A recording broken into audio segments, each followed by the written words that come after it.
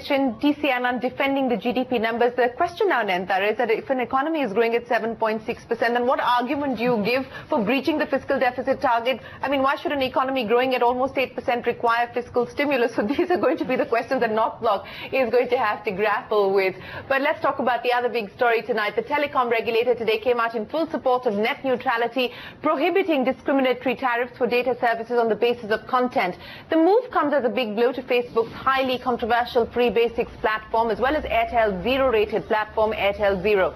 In an order titled Prohibition of Discriminatory Tariffs for Data Services Regulations, simply put, the TRAI has said no service provider should offer or charge discriminatory tariffs for data services on the basis of content. Not just that, the TRAI has also made it clear that no service provider shall enter into any arrangement, agreement or contract by whatever name called with any person that has the effect of discriminatory tariff for data services being offered or charged to the consumer on the basis of content. Those violating could face a penalty of up to 50 lakh rupees. An exemption, though, has been made for preferential prices to be offered in cases of emergency services. Let's listen in to the regulator and the telecom minister. Today we have come out with a regulation which essentially mandates that no service provider shall charge differential pricing on the basis of application, platforms or websites or source. So it should be not based on source, destination, type of content or the application. So that's the general, and we have used the term discriminatory pricing in place of differential pricing, because differential pricing in that paper had a particular context. Differential pricing or free basic is basically a tariff issue. As a seasoned journalist following the telecom sector, you know it quite well. And tariff in India is determined by TRAI, the regulator.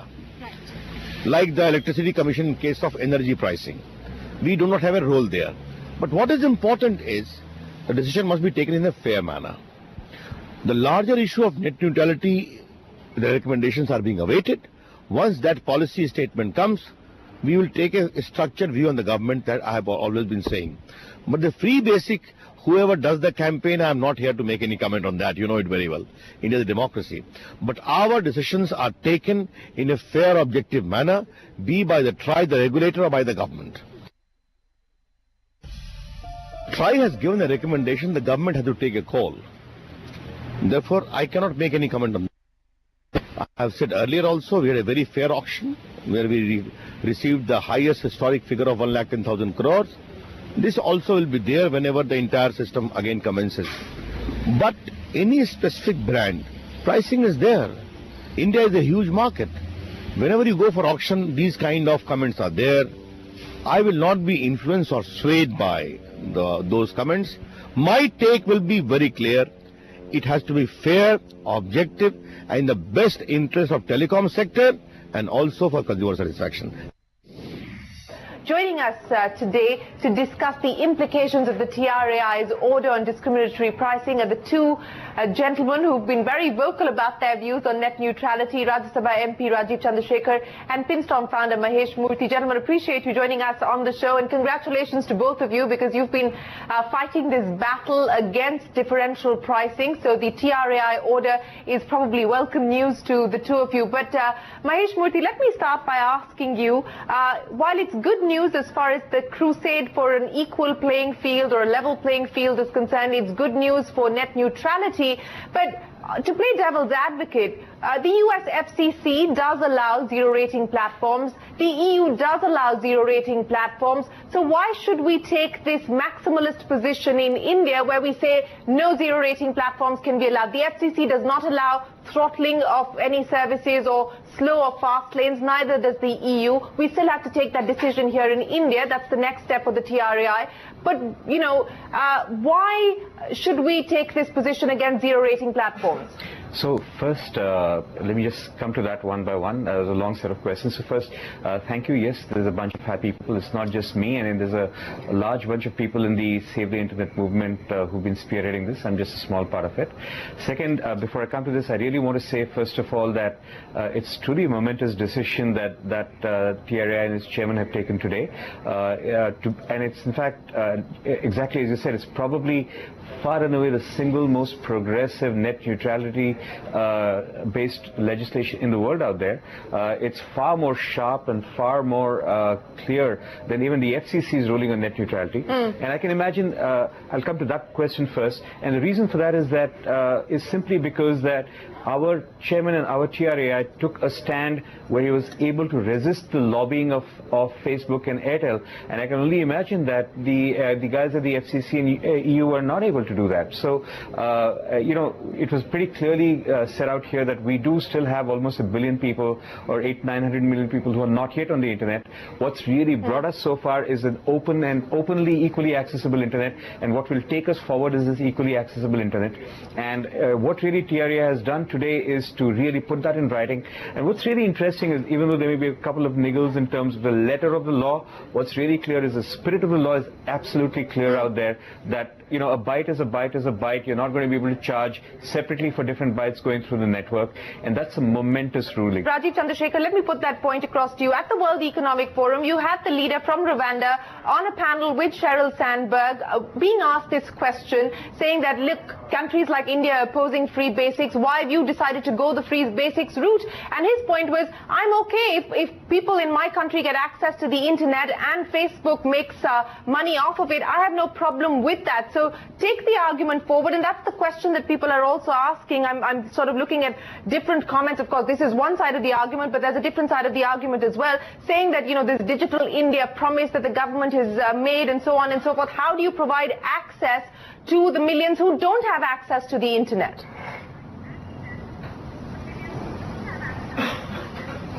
And that is a legitimate question, Shireen, and I have, through this entire net neutrality debate, tried to urge people to not make this a rant about free basics and Facebook. This is really, you know, free basics and Facebook are a very small part of what we want to do in digital India and what we want to create in terms of net neutrality. This has always been an issue about the power of the telcos and the power of the pipes to the internet, the access providers, and the need to prevent the cableization of the internet and to prevent an irreversible situation where telcos gain so much power over the internet that it becomes very difficult to regulate. It is, in a nutshell, that is the issue. And with differential pricing, the TRAI has used all of the powers that it has under its act to dice and chop one piece of the net neutrality puzzle and say, thou shalt not do differential pricing. There are many other issues still left to make it full-blown net neutrality, and that ball is now in the court of the government, because the TRAI does not have the powers to intervene or interfere on issues of slow lane, fast lane, prioritization of data, you know, and data, sponsored data, and so on and so forth. So there is a lot of work still to be done. This has never been about free basics or Facebook, and unfortunately it has become that and moved the debate away from also the issue and challenges of creating access and connectivity to the unconnected. Now, the net neutrality debate and the character of the internet is one piece that must be complementarily discussed and debated along with the need to create more access and more connectivity. This is not a zero-sum game of saying it's one or the other. It can be both. And it is for the government to take the leadership position and say, look, here is a set of public policy pronouncements and policy action to create more access, more connectivity, and bringing the unconnected online, and without compromising the core nature of the internet, and without giving the telcos more power over the internet to play God and play gatekeeper. Okay, Mahesh Murthy, let's just take that point forward. And again, you know, there is no one else here to play devil's advocate but me. So let me ask you this, and this is what I'm reading from a note that's been put out by Deloitte. They say differential pricing for different level of services is a well-accepted principle across all industries, from energy, railway, airline, buses, highways, etc. So why should the concept of differential pricing not be applied to the internet? So, I mean, the answer to Deloitte's question very clearly is Deloitte is a consulting company and probably a telco paid for that report. So don't pay it any heed. It's just a piece of nonsense brought about by some analyst who has no idea what the real issues are. So it's a paid report. Just put it away, right? Now, coming to the issue of Rwanda and all the other issues, this entire issue has been wrongly typecast by people saying it's an access issue. It's not. Think about it. To really access the internet, you need a 2,000 or 3,000 rupee device, right? Now, everybody assumes that's already there, but once you have the device, the cost of accessing the internet is as little. If you take a BSNL 100 MB pack, that's 28 rupees a month in most of India. That's not even 1 rupee a day. I would posit with a reasonable amount of data to back me that anybody who has a 2,000-3,000 rupee device has 1 rupee a day, right? So it's really not about the fact that Facebook was creating any great new access. In fact, by Facebook's own data, after having run free basics for over 1 million users out here, they came back and said, you know what?